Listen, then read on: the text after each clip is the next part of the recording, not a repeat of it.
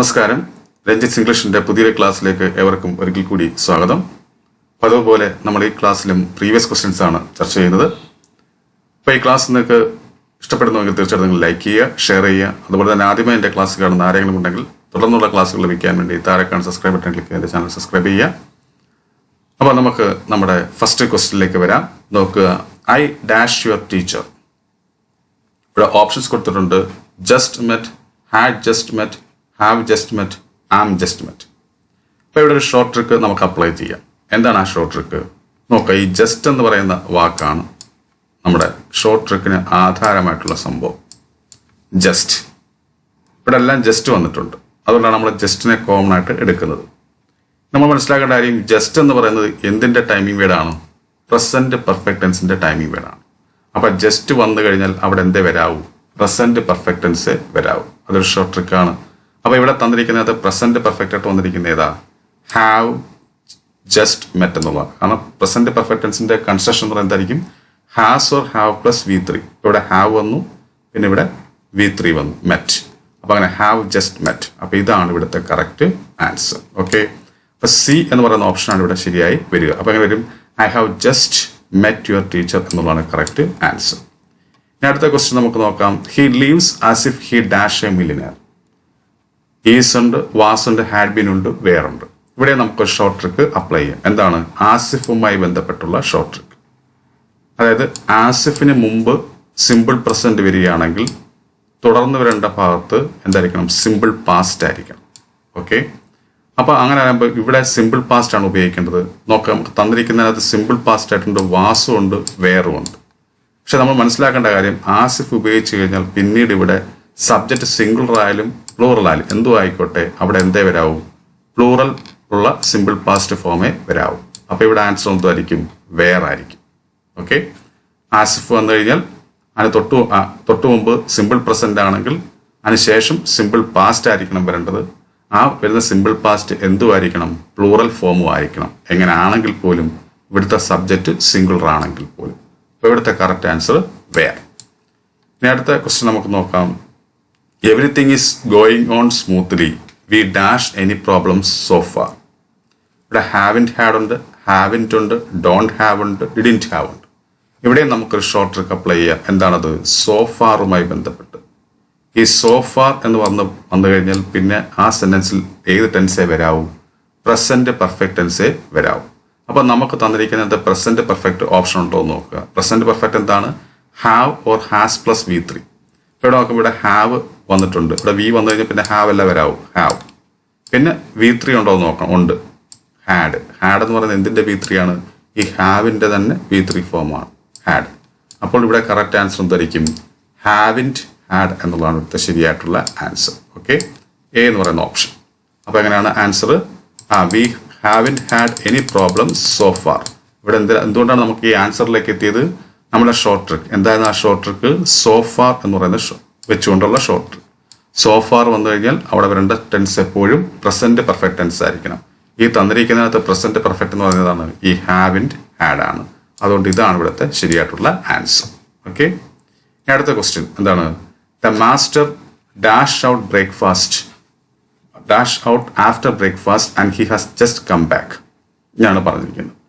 ഇപ്പം ഇവിടെ നോക്കുക, ഇവിടെ ഒരു ഷോർട്ട് ട്രിക്ക് ഉണ്ട്. എന്താണത്? Has just come.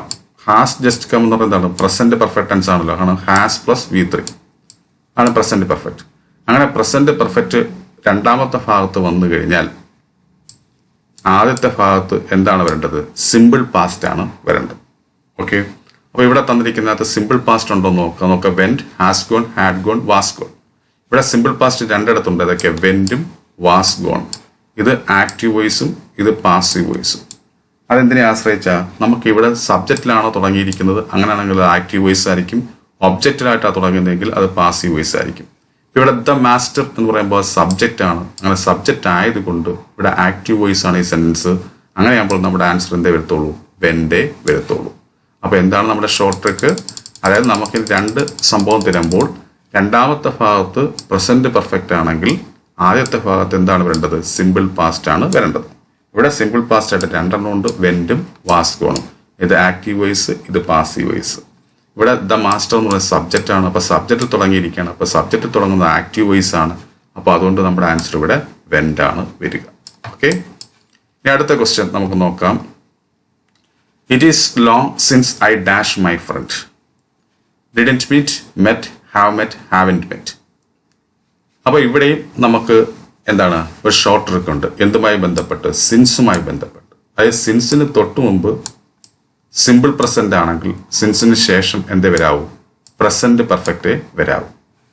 ഇനി സിൻസിന് തൊട്ട് മുമ്പ് പ്രസന്റ് പെർഫെക്റ്റ് ആണെങ്കിൽ സിൻസിന് ശേഷം എന്തേ വരാവൂ? സിമ്പിൾ പാസ്റ്റേ വരാവൂ. ഇപ്പൊ രണ്ട് രീതിയാണ്. ഒന്ന് എന്താണ്? സിൻസിന് തൊട്ട് മുമ്പ് സിമ്പിൾ പ്രസന്റ്, ഇവിടെ സിമ്പിൾ പ്രസന്റ് ആണ് ഈസ്. അപ്പൊ അതിനുശേഷം എന്തേ വരാവൂ? പ്രസന്റ് പെർഫെക്റ്റേ വരാവൂ. ഇനി ഇവിടെ സിമ്പിൾ പാസ്റ്റ് ആയിരുന്നെങ്കിലോ, സോറി, ഇവിടെ പ്രസന്റ് പെർഫെക്റ്റ് ആയിരുന്നെങ്കിലോ ഇവിടെ എന്തേ വരാവൂ? സിമ്പിൾ പാസ്റ്റേ വരാവൂ. ഓക്കെ, ഇവിടെ നമ്മൾ ഷോർട്ട് ട്രിക്ക് അപ്ലൈ ചെയ്യേണ്ടത് നോക്കുക. സിൻസിന് തൊട്ട് മുമ്പ് സിമ്പിൾ പ്രസന്റ് ആണ്. അപ്പം ഇവിടെ പ്രസന്റ് പെർഫെക്റ്റേ വരാവൂ. നമുക്ക് തന്നിരിക്കുന്നതിനകത്ത് പ്രസന്റ് പെർഫെക്റ്റ് നോക്കുക. ഇവിടെ രണ്ടെണ്ണം ഉണ്ട്. അതൊക്കെ ഹാവ് മെറ്റും ഹാവൻറ്റ് മെറ്റും. ഇവിടെ എന്തേ വരത്തുള്ളൂ? ഇവിടെ പോസിറ്റീവ് സെൻസിലാണ് പറഞ്ഞു വരുന്നത്. അതുകൊണ്ട് പോസിറ്റീവ് മീനിങ്ങിലുള്ള പ്രസന്റ് പെർഫെക്റ്റ് ആണ് വരേണ്ടത്. അപ്പം അങ്ങനെ ആകുമ്പോൾ ഹാവ് മെറ്റ്, ഈ സെൻറ്റൻസ് പോസിറ്റീവാണ്. ഓക്കെ, അപ്പോൾ അതുകൊണ്ട് ഇവിടെ പോസിറ്റീവുള്ള സംഭവം തന്നെ വരാവൂ. അത് പ്രസന്റ് പെർഫെക്റ്റും ആയിരിക്കണം. അപ്പം എന്താണ്? ഹാവ് മെറ്റ് ആണ് ശരിയായിട്ടുള്ള ആൻസർ. അപ്പം എങ്ങനെയാണ് നമ്മുടെ answer? It is long since I have met my friend. അതായത് എൻ്റെ സുഹൃത്തിനെ കണ്ടിട്ട് കുറേ നാളായി എന്നാണ് ഇവിടെ പറയുന്നത്. ഓക്കെ, അപ്പോൾ ഇവിടുത്തെ കറക്റ്റ് ആൻസർ ഹാവ് മെറ്റ് ആണ്. ഇനി അടുത്ത ക്വസ്റ്റ്യൻ നമുക്ക് നോക്കാം. As they live in a busy street, dash a lot of noise from the traffic. It must be, there must be, it must have, they must have. അപ്പം ഇവിടെ എന്താണ് വേണ്ടത്? നോക്കുക, ഇവിടെ എന്തുമായി ബന്ധപ്പെട്ടാണ് പറയുന്നത്? As they live in a busy street, അവർ വലിയൊരു തിരക്ക് പിടിച്ച സ്ട്രീറ്റിൽ താമസിക്കുന്നത് കൊണ്ട് dash a lot of noise from the traffic. അപ്പോൾ ഇവിടെ സ്ട്രീറ്റ് എന്ന് പറയുന്നത് പ്ലേസ് ആണല്ലോ. അപ്പോൾ ഇതുമായി ബന്ധപ്പെട്ട ഷോർട്ട് ട്രിക്കാണ് നമ്മൾ ഉപയോഗിക്കേണ്ടത്. ഒരു പ്ലേസിനെ സംബന്ധിച്ച് പറയുമ്പോൾ അവിടെ ഒന്നുകിൽ വേറോ ദേറോ വരണം. ഇവിടെ നമുക്ക് റിലേറ്റീവ് പ്രൊനൗൺ അല്ല വരേണ്ടത്, കാരണം ഇവിടെ ഒരു കോമയുണ്ട്. അതുകൊണ്ട് അടുത്ത സെന്റൻസ് ആയിട്ടാണ് പറയുന്നത്. അപ്പോൾ നമ്മൾ ദെയർ ഉണ്ടോ എന്ന് നോക്കുക. ഈ തന്നിരിക്കുന്ന ഓപ്ഷനിൽ ഉണ്ട്. അപ്പോൾ ഇവിടെ ദെയർ ഉണ്ട്. അപ്പോൾ ഇതാണ് കറക്റ്റ് ആൻസർ. ഇത് ദെയർ മസ്റ്റ് ബി എന്നുള്ളതാണ് കറക്റ്റ് ആൻസർ. അപ്പോൾ as they live in a busy street, there must be a lot of noise from the traffic. അപ്പോൾ സ്ട്രീറ്റ് എന്ന് പറയുന്ന സ്ഥലമാണ്. സ്ഥലവുമായി ബന്ധപ്പെട്ട് വരേണ്ടത് ദെയർ ആണ്. ഇറ്റ് സ്ഥലമായിട്ട് ബന്ധപ്പെട്ട് വരത്തില്ല. ദേ വ്യക്തികളുമായി ബന്ധപ്പെട്ടേ വരത്തുള്ളൂ. അപ്പോൾ ഇതിനകത്ത് സ്ഥലവുമായി ബന്ധപ്പെട്ട് പറയുന്നത് ദെയർ ആണ്. അപ്പോൾ ഇവിടെ there must be a lot of noise from the traffic എന്നുള്ളതാണ് കറക്റ്റ്. ഇവിടുത്തെ ശരിയായിട്ടുള്ള ആൻസർ ഈ ബി എന്ന് പറയുന്ന ഓപ്ഷനാണ്. അടുത്ത ക്വസ്റ്റ്യൻ നമുക്ക് നോക്കാം. We couldn't buy anything because dash of the shops were open. ഇവിടെ നത്തിങ് ആണോ, ഓൾ ആണോ, നോ വൺ ആണോ, നൺ ആണോ? നമ്മൾ മനസ്സിലാക്കേണ്ട കാര്യം എന്താണ്? ഇവിടെ എന്താ ഉദ്ദേശിക്കുന്നത്? ഞങ്ങൾക്ക് ഒന്നും വാങ്ങിക്കാൻ കഴിഞ്ഞില്ല, കാരണം എല്ലാ കടകളും അടഞ്ഞു കിടക്കുകയാണെന്നാണ് പറയുന്നത്. കാരണം വാങ്ങിക്കാൻ പറ്റാത്തത് എന്തുകൊണ്ട്? കടകൾ അടഞ്ഞു കിടക്കുന്നുണ്ട്. അപ്പോൾ ഈ ഭാഗം നെഗറ്റീവ് മീനിങ്ങിലാണ് വരേണ്ടത്. ഈ ഡാഷിൻ്റെ ഭാഗത്ത് നെഗറ്റീവ് മീനിങ് ആണ് വരേണ്ടത്. അപ്പോൾ നമുക്ക് തന്നിരിക്കുന്നതിനകത്ത് നെഗറ്റീവ് മീനിങ് ഉണ്ടോ എന്ന് നോക്കുക. ഉണ്ട്. ഏതൊക്കെയാണ്? Nothing, no one, none. ഇത്രയും നെഗറ്റീവ് മീനിങ്ങാണ്. ഇതിലേത് വരും എന്നുള്ളതാണ് നമ്മുടെ പ്രശ്നം. അപ്പോൾ ഇവിടെ നമുക്ക് ഷോർട്ട് ട്രിക്ക് ഉപയോഗിക്കാം. എന്താണ് ആ ഷോർട്ട് ട്രിക്ക്? എന്തിനു വെച്ചുകൊണ്ടാണ്? ഇതിന് ശേഷം വരുന്ന, അതായത് ഈ പറയുന്ന ഭാഗം, ഡാഷിന് ശേഷം വരുന്ന ഭാഗത്തെ വെർബിനെ നമ്മൾ നോക്കുക. ഈ വെർബ് എന്താണ്? വേറാണ്. ഈ വേർ എന്ന് പറയുന്നത് എന്താണ്? പ്ലൂറൽ ഫോം ആണല്ലോ. അങ്ങനെ പ്ലൂറൽ ഫോം വരുമ്പോൾ ഇവിടെ എന്തായിരിക്കണം വരേണ്ടത്? നമ്മൾ മനസ്സിലാക്കേണ്ട കാര്യം, നത്തിങ്ങും നോ വണ്ണും വന്നു കഴിഞ്ഞാൽ എന്തേ വരത്തുള്ളൂ? സിംഗുലറേ വരത്തുള്ളൂ. എന്നാൽ നൺ വന്നാലോ സിംഗുലറും വരാം, പ്ലൂറലും വരാം. എപ്പോഴാണ് സിംഗുലർ വരുന്നത്? ഇവിടുത്തെ സബ്ജക്റ്റ് അൺകൗണ്ടബിൾ ആണെങ്കിൽ സിംഗുലർ വരും. എന്നാൽ ഇവിടുത്തെ സബ്ജക്റ്റ് പ്ലൂറൽ ആണെങ്കിൽ ഇവിടെ എന്തേ വരത്തുള്ളൂ? പ്ലൂറലേ വരത്തുള്ളൂ. എന്നാൽ ഇവിടുത്തെ സബ്ജക്റ്റ് കൗണ്ടബിൾ ആണെങ്കിൽ ഇവിടെ എന്തേ വരത്തുള്ളൂ? പ്ലൂറലേ വരത്തുള്ളൂ. അപ്പം നോക്കുക, ഇവിടെ പ്ലൂറൽ എന്തായാലും വന്നു. ഇവിടുത്തെ സബ്ജക്റ്റ് നോക്കുക, ഷോപ്സ് എന്നാണ്. ഈ ഷോപ്സ് എന്ന് പറയുന്നത് കൗണ്ടബിൾ ആണല്ലോ. അപ്പം ആ അടിസ്ഥാനത്തിൽ വെച്ച് നോക്കുമ്പോൾ നമുക്കിവിടെ എന്തേ ആൻസറായി വരത്തുള്ളൂ? നണ്ണേ വരത്തുള്ളൂ. മനസ്സിലായല്ലോ? അതായത് നത്തിങ്ങും നോ വണ്ണും വന്നാൽ എപ്പോഴും വെർബ് എന്തായിരിക്കും? സിംഗുലർ ആയിരിക്കും. എന്നാൽ നൺ വന്നു കഴിഞ്ഞാൽ സിംഗുലറോ പ്ലൂറലോ വരാം. ഇവിടെ പ്ലൂറൽ വന്നിട്ടുണ്ട്. എന്തുകൊണ്ട് അവിടെ പ്ലൂറൽ വരാൻ കാരണം? കാരണം ഇവിടെ കൗണ്ടബിൾ ആയിട്ടുള്ള നൗൺ വന്നതുകൊണ്ട് ഷോപ്സ് അത് പ്ലൂറലാണ്, അതുകൊണ്ടാണ് ഇവിടെ പ്ലൂറൽ ഫോം വന്നത്. അപ്പോൾ എങ്ങനെയല്ല നമുക്ക് നെഗറ്റീവ് സെൻസ് വരണം, ഇവിടെ എന്താ നമുക്ക് ആപ്റ്റായിട്ട് എന്തേ വരത്തുള്ളൂ, നണ്ണേ വരത്തുള്ളൂ. നതിങ്ങും നോണും വരണമായിരുന്നുവെങ്കിൽ ഇവിടെ എന്തേ വരാവും, സിംഗുലറെ വരാം. ഇവിടെ വാസ് എന്ന് വന്നിരുന്നുവെങ്കിൽ നമുക്ക് നതിങ്ങിനെയോ നോവണ്ണിനെയോ നമുക്ക് നോക്കാമായിരുന്നു. പക്ഷെ അത് വരാത്ത സ്ഥിതിക്ക് പിന്നെ എന്തേ വരത്തുള്ളൂ, നൺ. നെഗറ്റീവ് സെൻസ് തന്നെ ഇവിടെ വരണം, അങ്ങനെ ഇവിടെ നണ്ണേ വരത്തുള്ളൂ. ആൾ എന്തിനെ സൂചിപ്പിക്കുന്നതാണ്, പോസിറ്റീവിനെ സൂചിപ്പിക്കുന്നതാണ്. ഓക്കെ, ആൾ. ഇവിടെ നമുക്ക് ഇല്ല എന്നൊരർത്ഥം വേണം, അടഞ്ഞു കിടക്കിയ ആണ് എന്ന രീതി വരണമെങ്കിൽ നമുക്കിവിടെ നണ്ണേ വരാവും. അല്ലെങ്കിൽ തുറന്നിട്ടില്ല എന്ന രീതി വരണമെങ്കിൽ ഇവിടെ നണ്ണോ നത്തിങ്ങോ നോ വണ്ണാണ് വരേണ്ടത്. ഇവിടെ നമുക്ക് ആപ്റ്റായിട്ട് വരിക നണ്ണായിരിക്കും. അപ്പോൾ നമ്മുടെ കറക്റ്റ് ആൻസർ എന്തായിരിക്കും, ഈ നൺ എന്ന് പറയുന്ന ഓപ്ഷൻ ആയിരിക്കും, അതായിരിക്കും നൺ. ഓക്കെ, അടുത്ത ക്വസ്റ്റ്യൻ നമുക്ക് നോക്കാം. Dash do not visit this part of the town because it is notorious for anti social activities. എന്നുവെച്ചാൽ ഇവിടെ എന്താ ഉദ്ദേശിക്കുന്നത്, കൂടുതൽ ടൂറിസ്റ്റുകളും ഇങ്ങോട്ട് വരാറില്ല, കാരണം ഇതെന്താണ്, ആൻറ്റി സോഷ്യൽ ആക്ടിവിറ്റീസിന് കുപ്രസിദ്ധി നേടിയ സ്ഥലമാണെന്നാണ് പറയുന്നത്. അപ്പോൾ ഇവിടെ നോക്ക്, കൂടുതൽ മിക്ക ഭൂരിഭാഗവും ടൂറിസ്റ്റുകൾ എന്നൊരർത്ഥം വരണം. അങ്ങനെ അർത്ഥം വരുന്നത് ഏതൊക്കെയാണ്, ദ മോസ്റ്റ് നൊട്ടോറിയസും മോസ്റ്റ് നൊട്ടോറിയസുമാണ്. മോർ നൊട്ടോറിയസ് എന്ന് വെച്ചാൽ കൂടുതൽ എന്നർത്ഥം, അതിവിടെ ശരിയാവത്തില്ല. ഓക്കെ, ഇനിയുള്ളത് മോസ്റ്റ് ഓഫ് ടൂറിസ്റ്റ്, ഇത് തെറ്റായൊരു പ്രയോഗം. ഒന്നുകിൽ മോസ്റ്റ് ഓഫ് ദ ടൂറിസ്റ്റ് എന്ന് വരണമായിരുന്നു, മോസ്റ്റ് ഓഫ് ടൂറിസ്റ്റ് നമ്മൾ പറയാറില്ല. അപ്പോൾ ഇത് രണ്ടും തെറ്റാണ്. ഇനി ഇതിലേത് വരും എന്നുള്ളതാണ്, ദ മോസ്റ്റ് ടൂറിസ്റ്റ് ആണോ അതോ മോസ്റ്റ് ടൂറിസ്റ്റ് ആണോ. നമ്മൾ മനസ്സിലാക്കേണ്ട കാര്യം, മോസ്റ്റിന് തൊട്ട് മുമ്പിൽ ദ വന്നു കഴിഞ്ഞാൽ അതാണ് നമ്മുടെ ഷോർട്ട് ട്രിക്ക്. മോസ്റ്റിന് തൊട്ട് മുമ്പ് ദ, അതായത് ദ മോസ്റ്റ് എന്ന് പറഞ്ഞ് തുടങ്ങുകയാണെങ്കിൽ ഇവിടുത്തെ വെർബ് എന്തായിരിക്കണം, സിംഗുലർ ആയിരിക്കണം. എന്നാൽ വെറും മോസ്റ്റിൽ തുടങ്ങുകയാണെങ്കിൽ ഇവിടുത്തെ വെർബ് എന്തായിരിക്കണം, പ്ലൂറൽ ആയിരിക്കണം. നോക്കുക, ഇവിടുത്തെ വെർബിനെ നോക്കുക, ഇവിടുത്തെ വെർബ് എന്താ വന്നിരിക്കുക, do not visit, do visit എന്നാണ് വന്നിരിക്കുന്നത്. ഡു വിസിറ്റ്, അത് സിമ്പിൾ പ്രസന്റ് ആണല്ലോ. സിമ്പിൾ പ്രസന്റിലെ സഹായക്രിയയാണ് ഡു. ഈ സിമ്പിൾ പ്രസന്റിലുള്ള സഹായക്രിയ ഈ ഡു എന്തിൻ്റെ കൂടെ നമ്മൾ ഉപയോഗിക്കുന്നത്, പ്ലൂറലിൻ്റെ കൂടെ ഉപയോഗിക്കുന്നത്. പ്ലൂറൽ സബ്ജക്റ്റിൻ്റെ കൂടെ നമ്മൾ ഡു ഉപയോഗിക്കുന്നത്. സിംഗുലർ സബ്ജക്റ്റിലൂടെ നമ്മൾ എന്ത് ഉപയോഗിക്കും, ഡസ് ഉപയോഗിക്കും. കാരണം സിമ്പിൾ പ്രസന്റിൽ രണ്ട് സഹായക്രിയകളാണുള്ളത്, ഏതൊക്കെ, ഡസും ഡു. ഡു നമ്മൾ പ്ലൂറലിൻ്റെ കൂടെയും ഡസ് സിംഗുലറിൻ്റെ കൂടെയാണ് നമ്മൾ ഉപയോഗിക്കുന്നത്. ഇവിടെ ഡു വന്ന സ്ഥിതിക്ക് ഇവിടെ പ്ലൂറൽ ഫോമിലുള്ള സബ്ജക്റ്റ് തന്നെ വേണം. ഇതിനകത്ത് ദ മോസ്റ്റ് എന്ന് പറഞ്ഞ് തുടങ്ങുന്നത് സിംഗുലറും വെറും മോസ്റ്റ് എന്ന് പറഞ്ഞ് തുടങ്ങുന്നത് പ്ലൂറലുമാണ്. അപ്പോൾ തീർച്ചയായിട്ടും ഇവിടെ പ്ലൂറലാണ് വരേണ്ടത്. അങ്ങനെ ആകുമ്പോൾ നമ്മുടെ ആൻസർ എന്തായിരിക്കും, മോസ്റ്റ് ടൂറിസ്റ്റ് എന്നുള്ളതായിരിക്കും. എന്തായിരിക്കും, മോസ്റ്റ് ടൂറിസ്റ്റ്. അപ്പോൾ ഇവിടെ ആൻസർ സി എന്ന് പറയുന്ന ഓപ്ഷനാണ്. അപ്പോൾ ഇവിടുത്തെ കറക്റ്റ് ആൻസർ എന്താണ്, സി എന്ന് പറയുന്ന ഈ ഓപ്ഷനാണ് ശരിയായിട്ടുള്ള ആൻസർ. ഓക്കെ,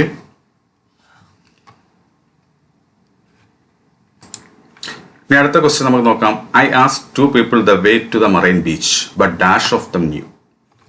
നൺ വരുമോ, ഏതർ വരുമോ, ബോത്ത് വരുമോ, നെയ്തർ വരുമോ. നമുക്കിതിൽ നിന്നും ഒരു ഷോർട്ട് ട്രിക്ക് അപ്ലൈ ചെയ്യാൻ പറ്റും. എവിടെ നോക്കിക്കൊണ്ട്, ഈ 2 people എന്ന് പറയുന്ന ഈ സംഭവത്തെ വെച്ചുകൊണ്ട്. എന്താണ് 2 people, 2 പേരെന്നാണ് പറയുന്നത്. അപ്പം 2 പേരെ കുറിച്ച് പറയുന്ന സംഭവങ്ങൾ ഇതിലേതൊക്കെയാണ്, ഏതറും നെയ്തറും ബോത്തും നമുക്ക് 2 പേരെ കുറിച്ച് പറയാൻ വേണ്ടി ഉപയോഗിക്കാം. നണ്ണ് നമുക്ക് പറ്റില്ല, കാരണം എന്താ, നണ്ണെന്ന് പറയുന്നത് 2ൽ കൂടുതൽ ആൾക്കാരെ കുറിച്ച് പറയാൻ വേണ്ടി നമ്മൾ നൺ ഉപയോഗിക്കുന്നു. അപ്പോൾ അതുകൊണ്ട് നമ്മൾ നണ്ണിനെ മാറ്റി. ഇനി ഇതിനകത്ത് ഏത് വരും, നമ്മൾ മനസ്സിലാക്കേണ്ട കാര്യം, ബോത്ത് എന്ന് പറയുന്ന സംഭവം നമുക്ക് പോസിറ്റീവ് സെൻസിലും നെഗറ്റീവ് സെൻസിലും നമുക്ക് ഉപയോഗിക്കാൻ പറ്റും. ഏതാണ്, ബോത്ത്. 2 സെൻസിലും നമുക്ക് ബോത്ത് വെച്ച് പറയാൻ പറ്റും. എന്നാൽ ഏതർ പോസിറ്റീവിന് വേണ്ടി മാത്രമുള്ളതും നെയ്തർ നെഗറ്റീവ് മീനിങ്ങിന് വേണ്ടി മാത്രമുള്ളതുമാണ്.